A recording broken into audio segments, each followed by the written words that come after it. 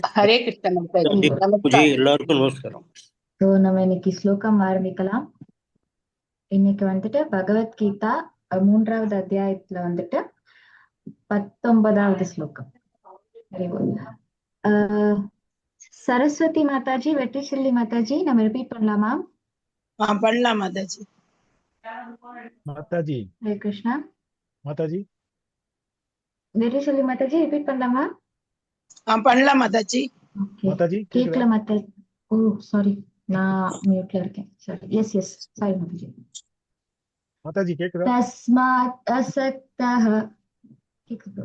தஸ்மாத் அசக்தஹ சததம். சததம். தஸ்மாத் அசக்தஹ சததம். தஸ்மாத் அசக்தஹ சததம். தஸ்மாத் அசக்தஹ சததம். தஸ்மாத் அசக்தஹ சததம். காரியம் கர்ம. காரியம் கர்ம.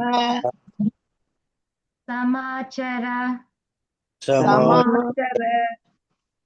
காரியம் கர்ம சமாச்சர. காரியம் கர்ம சமாச்சர. காரியம் கர்ம சமாச்சர. காரியம் கர்ம சமாச்சர. அசக்த்யோ ஹ்யாச்சரன். அசக்த்யோ ஹ்யாச்சரன். அசக்தோ ஹ்யாச்சரன். அசக்தோ ஹ்யாச்சரன். கர்ம. கர்ம. அசக்தோ ஹ்யாச்சரன் கர்ம. அசக்த்யோ ஹ்யாச்சரன் கர்ம. அசக்தோ ஹ்யாச்சரன் கர்ம. அசக்த்யோ ஹ்யாச்சரன் கர்ம. பரமாப்னோதி. பரமாப்னோதி. புருஷः. புருஷः. பரமாப்னோதி புருஷः. பரமாப்னோதி புருஷः. பரமாப்னோதி புருஷः. பரமாப்னோதி புருஷः. தஸ்மாத் அசக்தः சததம். தஸ்மாத் அசக்தः சததம். காரியம் கர்ம சமாச்சர. காரியம் கர்ம சமாச்சர. அசக்தோ ஹ்யாச்சரன் கர்ம. அசக்த்யோ ஹ்யாச்சரன் கர்ம. பரமாப்னோதி புருஷः. பரமாப்னோதி புருஷः. ஹரே குரு. ஹரே கிருஷ்ணா. இன்னைக்கு வாசிக்கலாம். ஹரே கிருஷ்ணா பிரபுஜி. சந்திரசேகரன் பிரபுஜி, உங்களுக்காக வாசிக்கிறீங்களா? வாசிக்கிறேன். ஹரே கிருஷ்ணா. தஸ்மாதசக்தः சததம் கார்யம் கர்ம சமாச்சர. அசக்த்யோ ஹ்யாச்சரன் கர்ம பரமாப்னோதி புருஷः. ஹரே கிருஷ்ணா. நம்ம மங்களாச்சரணம். ஓம் அஞ்ஞானதிமிராந்தஸ்ய ஞானாஞ்சனசலாக்கயா சக்ஷுருன்மீலிதம் ஏன தஸ்மை ஸ்ரீகுரவே நமக. நம ஓம் விஷ்ணுபதாய கிருஷ்ணபிரஸ்தாய பூதலே ஸ்ரீமதி பக்தி வேதாந்த சோமிநிதி நாமினே. நமஸ்தே சரஸ்வதி தேவி கௌரவாணி பிரச்சாரிணே நிர்விசேஷா சூன்யவாதி பாஷாத்ய தேசதாரிணே. ஓம் ஜெய் ஸ்ரீ கிருஷ்ண சைத்தன்ய பிரபு நித்யானந்த ஸ்ரீ அத்வைத கதாதார ஸ்ரீவாசாதி கௌரபக்த விருந்தா. ஹரே கிருஷ்ணா கிருஷ்ணா கிருஷ்ணா ஹரே ஹரே ராம ராம ராம ஹரே ஹரே. இன்னைக்கு 3.19 படிக்க போறோம். இதுக்கு முன்னால படிச்சதோட கண்டினியூஷன் தான் இது. யாராவது டிரான்ஸ்லேஷன் படிக்கிறீங்களா?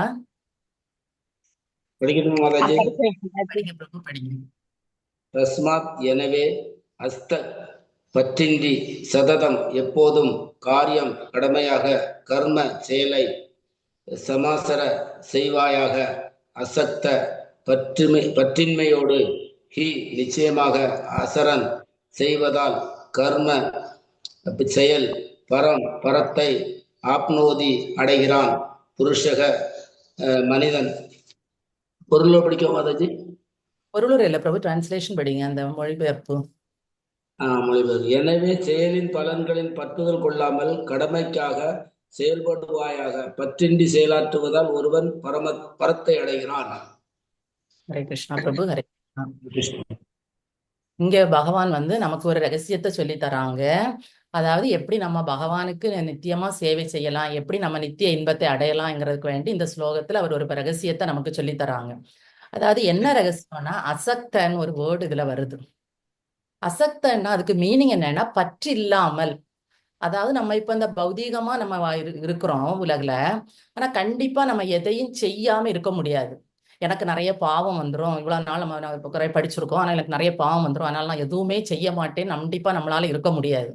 எதையாவது ஒரு செயலை நம்ம செய்துக்கிட்டே தான் இருக்கணும். நம்ம டியூட்டி நிறைய இருக்கு, நிறைய ரோல்ல நம்ம இருக்கிறோம், அதனால நமக்கு நிறைய டியூட்டி இருக்கு. அப்ப நம்ம கண்டிப்பா செய்துதான் ஆகணும். அப்படி செய்யும் போது நம்ம என்ன செய்யணும்னா, நம்ம எப்படி செய்யறோம்? இப்போ ஒரு குழந்தைய வளர்க்குறோம்னா கூட ஒரு எதிர்பார்ப்பு இருக்கு. சரி, நம்ம இப்ப கஷ்டப்பட்டு உழைச்சு நல்லா சம்பாதிச்சு அந்த பிள்ளைக்கு ஒரு நல்ல படிப்பை கொடுத்தோம், நல்லதா கொடுத்தோம்னா அது கண்டிப்பா ஒரு பெரிய டாக்டரோ ஐஏஎஸ் ஆயிட்டுன்னா அப்ப நம்மள என்ன சொல்லுவாங்க, அவங்களோட பேரண்ட்னு சொல்லுவாங்க. நமக்கு அது ஒரு ஹாப்பி, அதுல ஒரு சந்தோஷம்.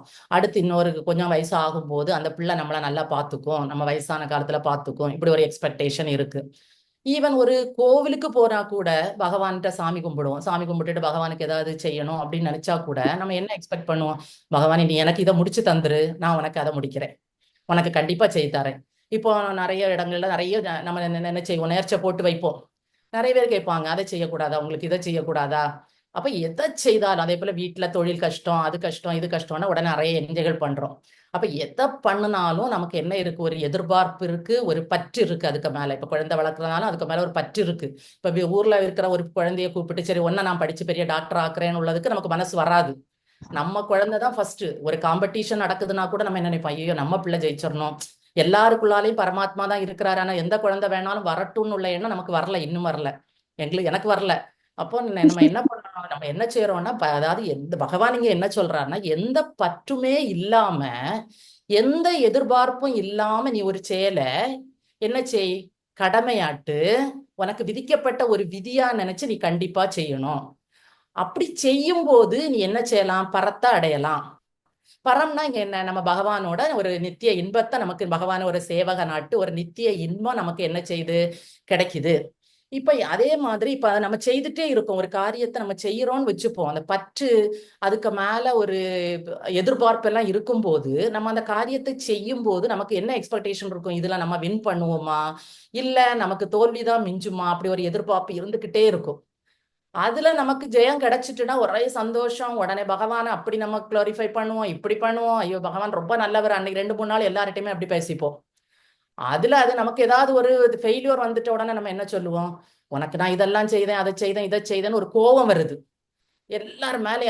யாரெல்லாம் நமக்கு அதுல ஹெல்ப் பண்ணனவங்க கூட மேல நமக்கு என்ன வரும், ஒரு நல்ல கோபம் வரும்.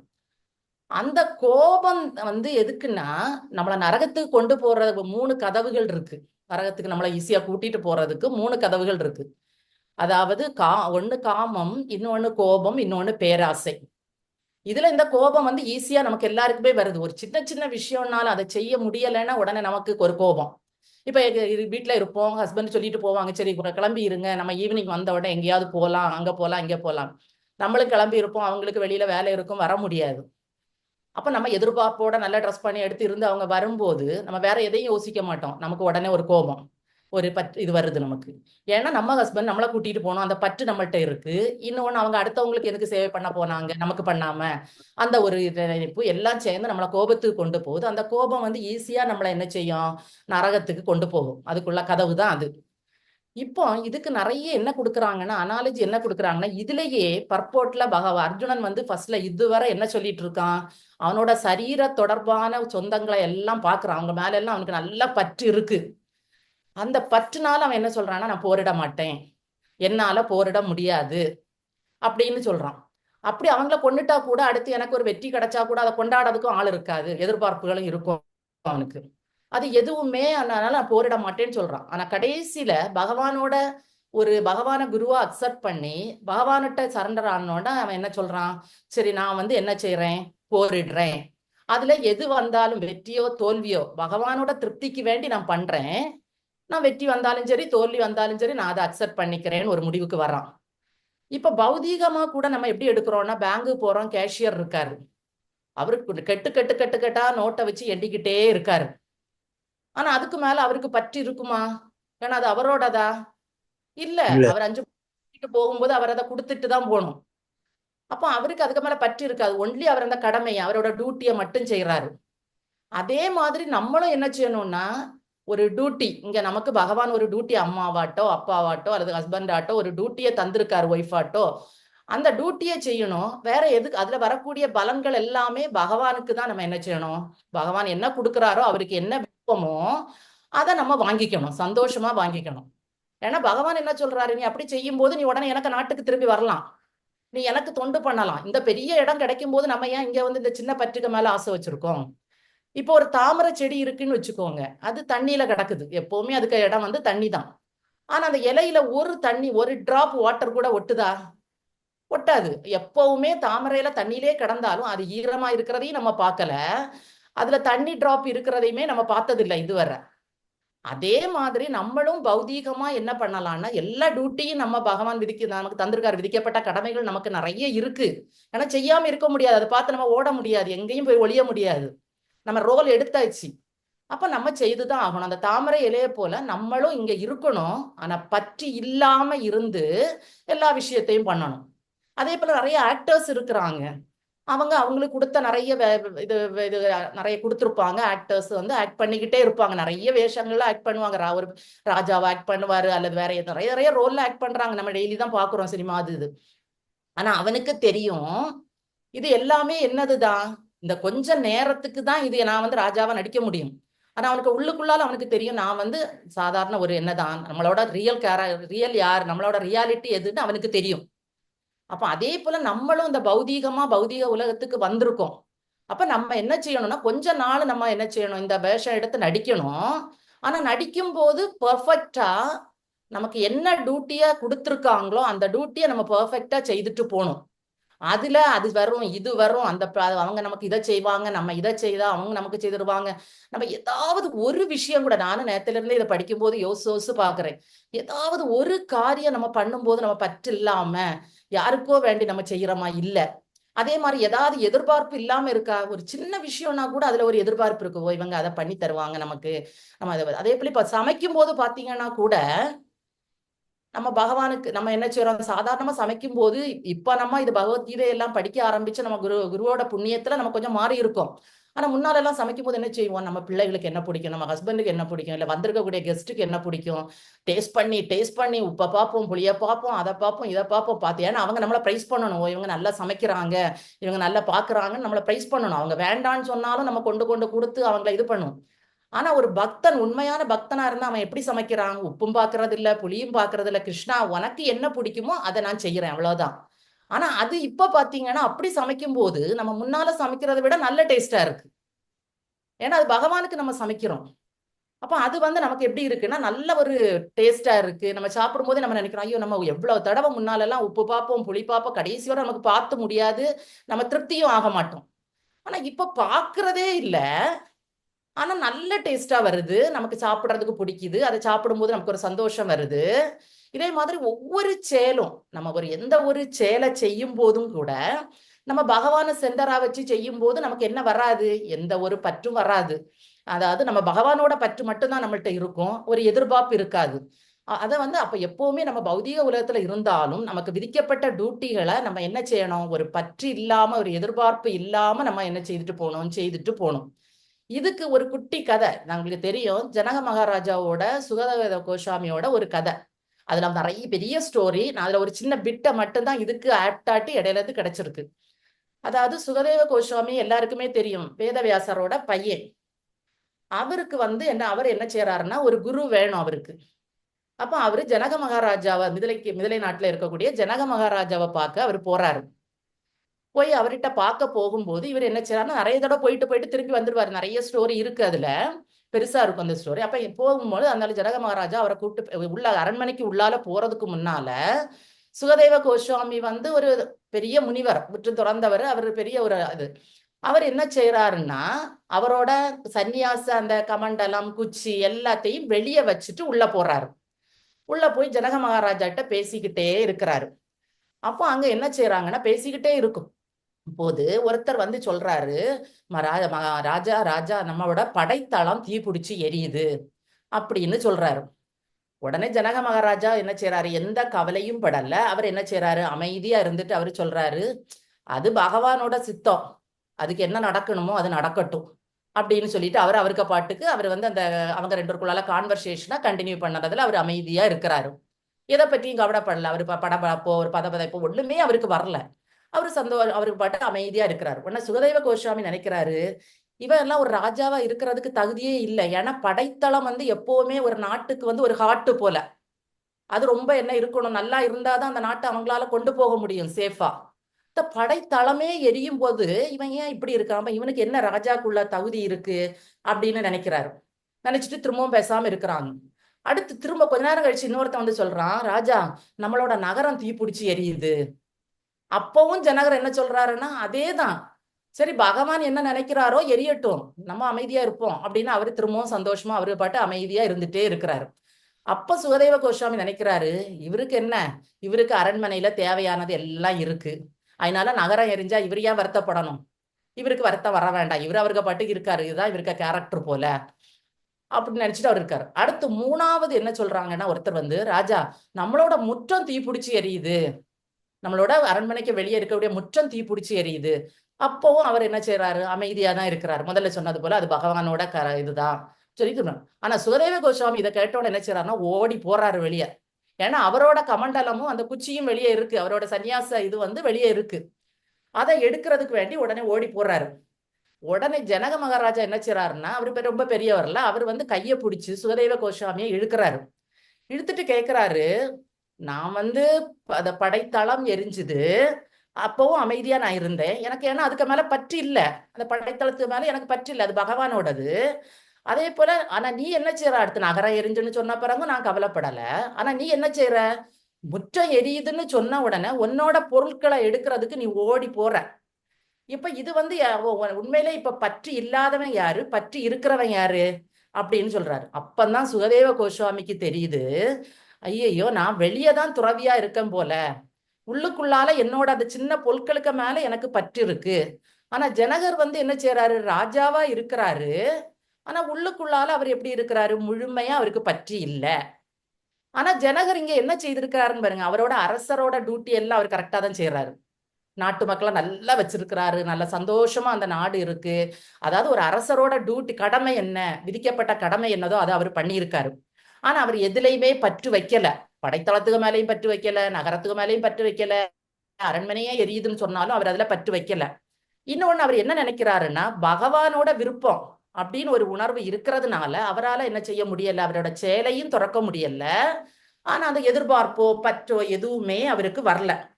அப்ப இதுல இருந்து நமக்கு என்ன தெரியுதுன்னா, எப்பவுமே ஒரு வெளிப்படையா என்ன செய்யக்கூடாது, ஒரு துறவுன்னு நம்ம காட்டிக்க கூடாது. அந்த துறவு என்கிறது உள்ளுக்குள்ளால இருந்து வரணும். ஒரு சின்ன விஷயம்னாலும் துறவு என்கிறது உள்ளுக்குள்ளால இருந்து வரணும். வெளிப்படையா நம்ம என்ன செய்யக்கூடாது, நான் துறவியா இருக்கேன், எனக்கு உள்ளுக்குள்ளால எந்த ஆசையும் இல்லைன்னு காட்டக்கூடாது. அதே போல நான் அப்ப செய்தாதானே நமக்கு பாவம் வருது, நம்ம ஏதாவது டியூட்டியை செய்யும் போது தானே நமக்கு பாவம் வருது. அப்ப நம்ம என்ன செய்யாண்டா, நம்ம கடமையை செய்ய வேண்டான்னு இருக்கிறதும் கூடாது. இன்னொன்னு என்ன செய்யணும்னா, அந்த கடமையை கண்டிப்பா நம்ம செய்யணும். அதை செய்து ஆனா அந்த அதுல இருந்து வரக்கூடிய பலன்கள் எல்லாத்தையுமே நம்ம பகவானுக்கு அர்ப்பணிக்கணும்.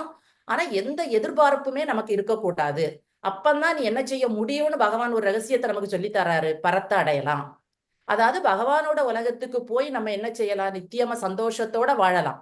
அப்ப நமக்கு எது ஈஸி, இங்க இருந்து டெய்லி லைஃப்ல நம்ம நிறைய கஷ்டப்படணும். இப்ப ஒரு பிள்ளைய வளர்த்து பெரிய ஆளாக்கி ஒரு வேலை வாங்கி கொடுக்கணும்னா டெய்லி நமக்கு, அதாவது டென்த்தெல்லாம் பொண்ணு படிக்கும் போது எனக்கு 10th 12th வந்தா எனக்கு டென்ஷன், நைட்டு தூக்கம் இருக்காது, பகல் தூக்கம் இருக்காது, அவளையும் கஷ்டப்படுத்துவேன், நானும் கஷ்டப்படுவேன். எல்லாருமே கேட்பாங்க, ஏன் நீங்க இப்படி இருக்கிறீங்க அப்படின்னு. அதனால என்ன பிரயோஜனம் எனக்கு, நமக்கு இப்ப வந்து அதனால எந்த இதுவும் இல்லை. இதுல வந்த பிறகுதான் தெரியுது, இதே இது நான் பண்ணாட்டியும் பகவான் அவளுக்கு பண்ணி விட்டுருப்பாரு. அவளுக்கு என்ன நடக்கணுமோ, எது நல்லதோ கெட்டதோ அதை பகவான் பண்ணியிருப்பாரு. அதுக்கு நான் எதுக்கு பண்ணணும்? அந்த டைம்ல நான் என்ன செய்திருக்கணும்? வேற ஏதாவது பகவானுக்கு சேவை பண்ணியிருந்தா கூட இப்ப பகவான் நமக்கு சொல்லித்தரா, நீ பரத்த அடைவ. அப்ப நமக்கு அதுக்கு கொஞ்சம் கொஞ்சமா ஒரு சின்ன முன்னேற்றத்தை கொடுக்கும். அப்ப நம்ம இந்த டெய்லி கஷ்டப்படுறது ஒரு பெரிய கஷ்டங்களை அடைகிறதுக்கு சின்னதாட்டு பகவானோட சேவையை பண்ணி, அவருக்கு ஒரு பிரசாதம் வச்சு, இல்ல அவருக்கு ஆரத்தி பண்ணி, அவரோட புக்குகளை படிச்சு, அவரோட இது அப்படியெல்லாம் பண்ணி நம்ம இருந்தோம்னா ஈஸியா ஒரு பெரிய இடம், ஒரு பெரிய இன்பம், அதாவது துக்கமே இல்லாத ஒரு இடத்த நம்மளால அடையலாம். அதான் நமக்கு டைம் ஆச்சு. ஹரே கிருஷ்ணா. ஏதாவது டவுட் இருந்தா கேட்கோங்க. ரொம்ப அருமையா இருந்தது மாதாஜி. ஹரே கிருஷ்ணா பிரபு. ஹரே கிருஷ்ணா. ஹரே கிருஷ்ணா. மாதாஜி கிருஷ்ணா மாதாஜி. கொஞ்சம் ஸ்டக் ஆச்சு. மாதாஜி. ஒரு இடத்துல சுகதேவர் ஓடி போறாரு, கமண்டலம் தண்டம் எடுக்கிறதுக்கு போறாரு. அப்போ ஜனகர் என்ன செய்யறாரு மாதாஜி? அவரை கையை பிடிச்சி இழுக்கிறாரு. இழுத்துட்டு அவர் சொல்றாரு, என்னோட படைத்தளம் எரிஞ்சுது, நகரம் எரிஞ்சுது, அரண்மனை எரிஞ்சுது, அப்ப நான் சும்மா இருக்கிறேன். நீ உன்னோட இந்த சின்ன பொருட்களை எடுக்கிறதுக்கு வேண்டி நீ ஓடுற. அப்ப இதுல உண்மையான துறவி யாரு? யார்கிட்ட பற்றி இருக்கு, யார்கிட்ட பற்றி இல்ல அப்படின்னு கேட்கிறாரு ஜனகர். அப்போதான் சுகதேவ கோஸ்வாமிக்கு மாதாஜி அவர் அரசரா இருந்த பிறகும் அவர் பற்றில்லாம அவரோட டியூட்டி அழகா செய்துட்டு போறாரு. நம்ம வெளிய சன்னியாசியா இருந்த பிறகும் நமக்கு இந்த பற்று உள்ள இருக்கு. இது மாதாஜி. மாதாஜி, இத ஒரு பொருள் மீது உள்ள பற்று. நான் சொல்றது இன்னொரு விஷயத்த நான் சொல்றேன். எனக்கு தெரிஞ்சதுல இந்த இரணியல் கோட்டைக்ககத்துல ஒரு ஆள் காலையில குளிக்க போறாரு. முந்தின நாள் அவருடைய மகன் இறந்து போன ஒரு ஆக்சிடென்ட்ல மறுநாளைக்கு அவர் குளிக்க போறாரு. எந்த விதமான கோபம் இல்லாம போறாரு. அப்பா கேட்கும்போது அவர்கிட்ட கேட்கிறாரு ஆளு, என்னங்க நேற்றுக்கு இப்படி ஆகிப்போச்சு, நீங்க என்ன இப்படி போறீங்க? அது பகவான் படைத்தான், பகவான் கொடுத்துக்கிட்டான், எனக்கு அதுக்கு சம்பந்தம் இல்லைன்னு இல்லை. அவரு தன்னுடைய மகன் இறந்ததுல கூட பற்றற்ற தன்மையில போறாரு. நீங்க சொன்னது பொருள் மீது உள்ள பற்று, அது தன்னுடைய மகன் மீது உள்ள பாசப்பற்று. அது கூட நடந்திருக்கு. இதுவும் இரணையில் நடந்த ஒரு விஷயம். எக்ஸாம்பிள் சொன்னேன். நம்ம அந்த பெரிய எக்ஸாம்பிளுக்கு போக வேண்டாமே. நம்ம சின்ன சின்ன எக்ஸாம்பிளே நம்ம இப்படிதான் இருக்கோம். அப்ப பெரிய எக்ஸாம்பிள் நம்ம எப்படி இருப்போம்னு நமக்கே புரியல. அப்புறம் ஒரு சின்ன பென்னு பென்சில்னா கூட அதுல பற்று வச்சிருக்கோம். அப்ப ஒரு ஹரே கிருஷ்ணா மாதாஜி. இது நான் கிருபா சங்கரி பேசுறேன். இது எனக்கு உண்டான கதைன்னு நான் நினைச்சிருக்கேன் மாதாஜி. இது எனக்குன்னு இன்னைக்கு நீங்க சொல்லியிருக்கீங்க. ஏன்னா என் கணவர் இறந்து 20 நாள் தான் ஆச்சு. அதுல நான் என்ன நினைச்சேன்னா, நாங்க 106 திவ்ய தேசம் பார்த்துட்டோம். 2 பேரும் சேர்ந்துதான் போனோம். அதே மாதிரி சிவன் பாத்தீங்கன்னா, சிவன்லயும் 12 ஜோதிர்லிங்கம் பார்த்தாச்சு. கிட்டத்தட்ட ஒரு 3000 கோயிலுக்கு நாங்க போயிருப்போம். நாங்க வெளியேன்னு இறங்குனா கோயில் தான் மேம், கோயில் தான் மாதாஜி போவோம். வேற எங்கேயும் போக மாட்டோம். சினிமா டிராமா அப்படியெல்லாம் எங்கேயும் போக மாட்டோம். கோயிலுக்கு தான் போவோம். அப்படி போய் எந்த கோயிலுக்கு போனாலும் அந்த ஒரு 365 திரின்னு ஒண்ணு இருக்கு மேம், அது விளக்கு ஏத்திட்டு அப்புறம் தான் நான் வருவேன். இது ஒரு 4 வருஷமா அப்படியே கண்டினியூவா நடக்குது. எனக்கு நான் நேத்து என்ன நினைச்சேன்னா, நானும் அவரும் சேர்ந்து தானே இத்தனை கோயிலுக்கும் போனோம். இத்தனை கோயிலுக்கும் நானும் அவரும் சேர்ந்துதான் போனோம். ஆனா விளக்கும் சேர்ந்துதான் வைப்போம். அவர் விளக்கு பிடிப்பாரு, நான் திரி வைப்பேன், அவரு ஏத்துவாரு. 2 பேரும் சேர்ந்து கொண்டு போய் சாமி கிட்ட வைப்போம். அப்படி இருக்கும்போது நான் என்ன கேட்டேன்னா, எங்க அக்கா கிட்ட, இத்தனையும் நாங்க 2 பேரும் சேர்ந்து தானே செஞ்சோம். ஆண்டவன் ஏன் வீட்டுக்காரரை மட்டும் எடுத்தாரு? அப்ப என்னையும் தானே எடுத்திருக்கணும். அப்ப நான் என்ன பாவம் பண்ணியிருக்கேன்? அவங்க புண்ணியம் பண்ணியிருக்காங்கங்கிறீங்களே. அவர் திடீர்னு இறந்துட்டாரு மேம். எந்த ஒரு நோயும் இல்லாம தப்புன்னு இப்படி படுத்து அப்படி எந்திரிச்சிட்டாரு, போயிட்டாரு. அப்ப அவரு புண்ணியம் பண்ணியிருக்காங்க, அப்ப நான் பாவம் பண்ணியிருக்கேன். நான் எனக்கு எதுக்கு இந்த கோலம் கொடுத்தாங்க ஆண்டவன் அப்படின்னு நான் கேட்டேன். அதுக்கு பதில் தான் மேம் இப்ப நீங்க சொல்லிட்டு இருக்கிறீங்க. ஹரே கிருஷ்ணா மாதாஜி. ஹரே கிருஷ்ணா. எனக்கு நீங்க சொன்ன பதில் எனக்கு கொஞ்சம் ஆறுதலா இருக்கு. கரெக்ட். அவரு வந்த வேலை போயாச்சு. அவரு மேல நம்ம பற்று வைக்க கூடாது. நம்ம செய்த கர்மாக்கு நம்ம இன்னும் இருக்கணும் அப்படின்னு எனக்கு இன்னைக்கு நீங்க சொன்ன பதில் நீங்க இன்னைக்கு சொன்ன கதையும் பதிலும் எனக்கு இப்ப எனக்கு சொன்ன மாதிரி என் மனசுல இருக்கு மாதாஜி. ரொம்ப தேங்க்ஸ் மாதாஜி. மாதாஜி எத்தனை வயசு மாதாஜி? ஹரே கிருஷ்ணா. ஹரே கிருஷ்ணா. அவங்க ஸ்ட்ராங்கா இருக்கீங்க மாதாஜி. கண்டிஷன் கிருஷ்ணனுடைய ஆசீர்வாதம் கிடைக்கும் மாதாஜி உங்களுக்கும். கண்டிஷன். தேங்க்யூ. தேங்க்யூ பிரபுஜி. எல்லாரும் ஹரே கிருஷ்ணா ஹரே கிருஷ்ணா. நம்ம கர்மங்கள் என்ன இருக்கும், இன்னும் பாக்கி இருக்குமா இருக்கும். அதனால அவர் இன்னும் எடுத்துக்கிடல நம்மள. எப்போ எல்லாரும் நம்ம ஒரு நாளைக்கு போகத்தான் வரோம். ஆனா அவர் எப்போ நம்மளோட கர்மாக்களோட தீர்தோ அப்பந்தான் அவருங்க எடுப்பாங்க. கண்டிப்பா பிரபுஜி, கண்டிப்பா. ஹரே எல்லாரும் கிருஷ்ண பிரார்த்தனை மாதாஜி, ஹரே கிருஷ்ண அவருடைய மாதாஜி. என்னுடைய உங்களுக்கு பராக்கிரமம். உங்களுக்கு தாங்க முடியாத துயரம் தான் இது. இது யாராலையும் ஈடுகட்ட முடியாது. ஆனா இந்த மாதிரி ஒரு சத்சங்கம் உங்க கிடைச்சிருக்கு பார்த்தீங்களா, அதுதான் பகவானுடைய கருணை. அதாவது நானும் அந்த ஸ்டேஜ்ல இருக்கும்போது கொரோனா டைம்ல எனக்கு இந்த சத்சங்கம் கிடைச்சது மாதாஜி, நான் கத்தார்ல இருக்கும்போது. அதனால நீங்க இந்த சத்சங்கத்துல கொண்டு வந்து உங்களை கிருஷ்ணர் சேர்த்ததே மாதாஜி, இதெல்லாம் நீங்க ஃபேஸ் பண்ண போறீங்க. இதுல இருந்து நீங்க மீண்டும் அவரு காரண காரியமற்ற கருணாகரன் வரும் மாதாஜி. அதனால அவரு பண்ற எதுலயுமே ஒரு இது இருக்கும். இப்ப சொன்னீங்க பாத்தீங்களா, அவங்க வந்த காரியம் முடிந்து விட்டது. நம்மளுடைய கர்மா பாக்கி இருக்கு மாதாஜி. நமக்கும் நல்லபடியான ஒரு இதை கொடுக்கணும். ஆனா அதுக்கு நமக்கு ஒரு சத்சங்கத்தை கொடுத்து இருக்கிற காலத்துல நீ எதை நினைச்சும் இது பண்ணாதன்னு அவர் ஒரு நம்மள வந்து ஒரு தாயினும் சால பறிந்து நம்மள பாத்துக்கிறாரு மாதாஜி. அவ்வளவுதான். சரிங்களா? நீங்க அதுக்கோசம் மனசு ஆனா இத வந்து யாருமே ஈடுகட்ட முடியாது மாதாஜி. என்ன வேணா சொல்லலாம் கொள்ளலாம், இது அழுதுதான் இதுவாகும். ஆனா அதை தாங்குற சக்திய அந்த கிருஷ்ணரே கொடுப்பாரு மாதாஜி உங்களுக்கு. ஹரே கிருஷ்ணா. உங்களுக்கு கொடுக்கணும்னு நான் மனமாற பிரார்த்திக்கிறேன். ஏன்னா உங்களுடைய இதுலதான் நானும் பயணம் செய்யறேன். சரிங்களா மாதாஜி? நீங்க தைரியமா இருங்க மாதாஜி.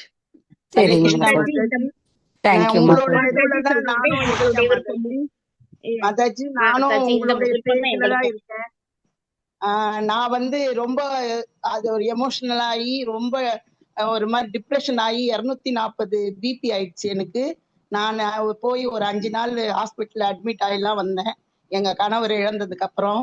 எனக்கும் இதுதான் வந்து இந்த பகவத்கீதையும் இந்த கிளாஸும் நீங்க இந்த மாதிரி வாசுதேவ குடும்பத்துல வந்ததுக்கு அப்புறம் தான் எனக்கும் தைரியம் வந்தது.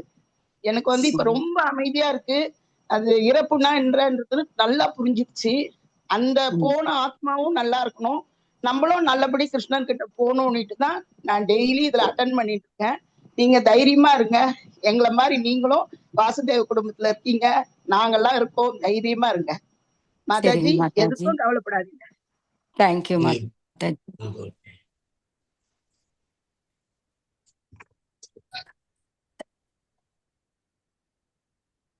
ஹரே கிருஷ்ணா மாதாஜி, ஸ்ரீகலா மாதாஜி. ஹரே கிருஷ்ணா. ஹரே கிருஷ்ணா மாதாஜி. ஸ்ரீகலா மாதாஜி ஹரே கிருஷ்ணா. ஏதோ கொஸ்டின் ஆன்சர்ஸ் இல்லைன்னா நம்ம ரீகேப்புக்கு போயிடலாமா மாதாஜி? நீங்க பேசுறது கேட்கல. ஹரே கிருஷ்ணா. கேக்குதா? இப்ப கேக்குது மாதாஜி. ஸ்ரீ இது ரீகேப் வந்து சாந்தா மாதாஜி. ஹரே கிருஷ்ணா மாதாஜி. ஹரே கிருஷ்ணா மாதாஜி. தேங்க்யூ மாதாஜி. மாதாஜி இன்னைக்கு நான் கிளாஸ்ல வந்து அசக்த என்றன பற்று இல்லாமல் இதர பொருள்ல பேசினாங்க.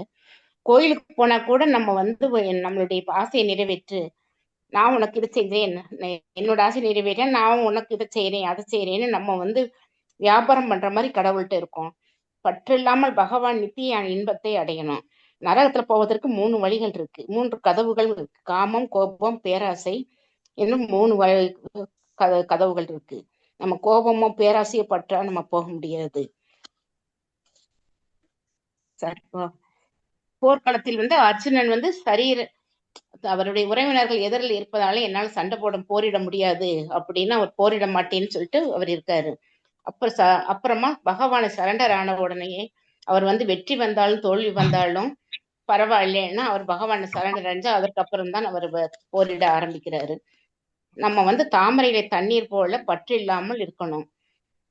பற்று இல்லாமல் நம்ம பௌதிக வாழ்க்கையில் நமக்கு கொடுத்த டியூட்டியை பற்று இல்லாமல் செய்ய வேண்டும்.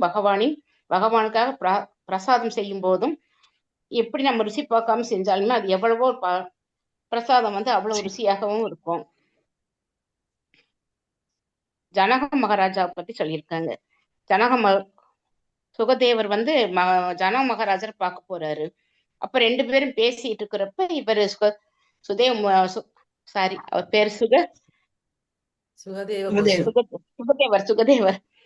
சுகதேவர் மாதாஜி.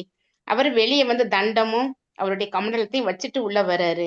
அப்ப 2 பேரும் பேசிட்டு இருக்கிறப்ப நகரம் எரியுது அப்படின்னு ஒருத்தர் வந்து சொல்றாரு, படைத்தளம் எரியுதுன்னு ஒருத்தர் வந்து சொல்றாரு. அப்பவும் ஜனக மகாராஜா கவலைப்படல, பேசிட்டு இருக்காரு. 2வது நகரம் பற்றி எரியுது அப்படின்னு சொல்றப்பையும் அவர் வந்து பேசிட்டு தான் இருக்காரு. முற்றம் எரியுதுன்னு சொல்றப்பையும் அவர் பேசிட்டு இருக்கிறப்ப இவர் மட்டும் சுகதேவர் மட்டும் ஓடி போய் வெளியே நம்மளுடைய கமண்டெல்லாம் தண்டம் எல்லாம் இருக்குன்னு எடுக்க போறாரு. அப்ப ஜனகர் வந்து அவர் கையை பிடிச்சுக்கிறாரு. கையை பிடிச்சிட்டு, நானே இவ்வளவு இருக்கிறப்பையும் நான் பற்று இல்லாம இருக்கேன், நீங்க ஒரு துறவி, உங்களுக்கு எதுக்கு தண்டத்து மேலேயும் இந்த கமண்டலத்து மேலேயும் இவ்வளவு பற்று அப்படின்னு துறவி யார்கிட்ட இருக்குன்னு அவர் எடுத்து சொல்றாரு. மாதாஜி, குருவின் வழிகாட்டலின் கீழ் பலனில் பற்றற்று கிருஷ்ண உணர்வில் கிருஷ்ணருக்காக செயல்படுபவன் நிச்சயமாக வாழ்வின் உன்னத இலக்கை நோக்கி முன்னேறுகிறான். அவ்வளவுதான் மாதாஜி. இது எனக்கு தெரிஞ்சதை நான் சொல்லிட்டேன் Mataji. Hare Krishna Mataji. Thank you so much Mataji, சூப்பரா சொன்னீங்க மாதாஜி. ஹரே கிருஷ்ணா. எனக்கு தெரியாது மாதாஜி.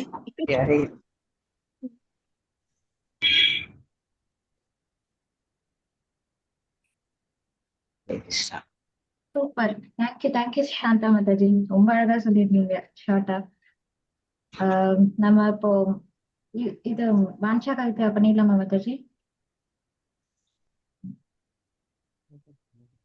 वाञ्छाकल्पतरुभ्यश्च कृपा सिन्धुभ्य एव च पतितानां पावनेभ्यो वैष्णवेभ्यो नमो नमः।